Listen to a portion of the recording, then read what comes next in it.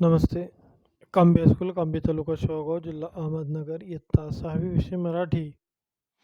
धडा 15वा, बालसभा प्रकट वाचन भाग 2. मी सचिन शिंदे सर आपलं पुन्हा सर्वांचं ऑनलाईन क्लासमध्ये स्वागत करतो.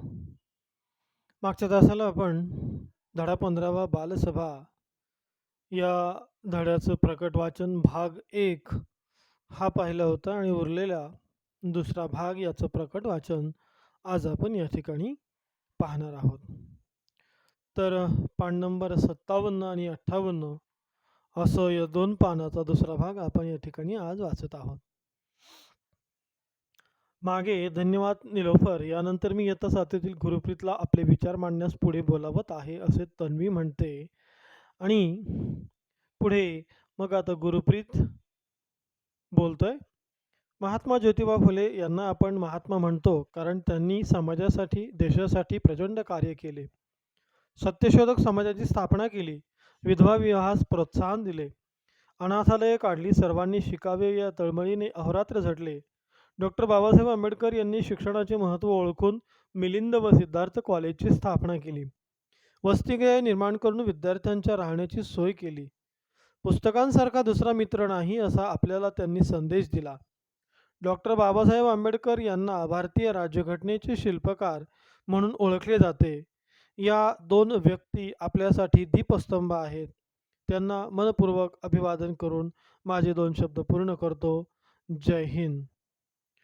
तन्वी, धन्यवाद निलोफर यानंतर गुरुप्रीत. आता मी आजच्या कार्यक्रमाच्या अध्यक्षांना विनंती करते की त्यांनी आपले विचार मांडावे. कुणाल, मित्रांनो, मला अध्यक्षपद दिल्याबद्दल सर्वप्रथम मी आपल्याला धन्यवाद देतो. आपण अनेक विद्यार्थ्यांचे विचार ऐकले, त्यातून आपल्याला या 2 थोर व्यक्तींच्या कार्याची, विचारांची माहिती मिळाली. कवी विंदा करंदीकरांनी म्हटल्याप्रमाणे देणाऱ्याने देत जावे, घेणाऱ्याने घेत जावे, घेता घेता एक दिवस देणाऱ्याचे हात घ्यावे. महात्मा फुले व डॉक्टर बाबासाहेब आंबेडकर यांच्या कार्याने, त्यागाने व सेवेने प्रेरित होऊन आपणही शिक्षणाची गंगा घरोघरी पोहोचवण्याचा संकल्प करूया व आपल्या परिसरातील एकही विद्यार्थी शालाबाह्य राहणार नाही यासाठी प्रयत्न करूया. हेच आपल्याकडून त्यांना खरे अभिवादन ठरेल. एवढे बोलून मी थांबतो. जय हिंद. तन्वी, धन्यवाद कुणाल. आता आभार प्रदर्शन चंदन करेल. चंदर, आज आमच्या वर्गाच्या या बालसभेला मुख्याध्यापिका, सर्व शिक्षक वृंद उपस्थित राहिले त्याबद्दल मी त्यांचे आभार मानतो. आमच्या वर्ग शिक्षिका बाईंनी आम्हाला मोलाचे मार्गदर्शन केले. तसेच हा कार्यक्रम पार पाडण्यासाठी शाळेचे रखवालदार मामा, सेविका मावशींनी आम्हाला कामात खूप मदत केली.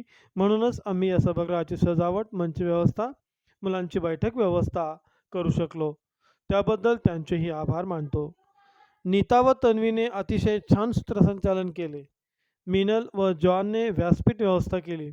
प्रकाशने ध्वनी व्यवस्था केली. या सभागृहात तुम्हाला महात्मा फुले व डॉक्टर बाबासाहेब आंबेडकर यांच्या जीवनावरील प्रसंगांचे चित्र रेखाटन दिसते आहे. कुमुद, संपदा, प्रफुल्ल व चिनप्पा यांनीही प्रसंगचित्रे रेखाटली आहेत. त्यामुळे बालसभेचे वातावरण निर्मिती सुरेख झाली.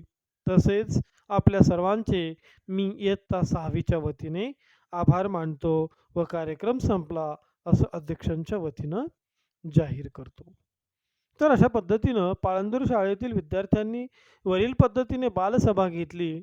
उर्मिला माने हिच्या दापोलीच्या शाळेतील मुलांनी देखील या कार्यक्रमाच्या निमित्ताने बालसभेचे आयोजन केले. त्यात वरील बालसभेतील कार्यक्रमाव्यतिरिक्त आणखी काही कार्यक्रमांची भर घातली आणि आपल्या वर्गाची बालसभा संपन्न केली. त्यात महात्मा फुले, डॉक्टर बाबासाहेब आंबेडकर यांनी लिहिलेल्या पुस्तकांचे प्रदर्शन भरवले, नाटिका सादर केल्या, त्यांच्या जीवनातील काही प्रसंगाचे छोटे छोटे तक्ते व बॅनर्स तयार केले.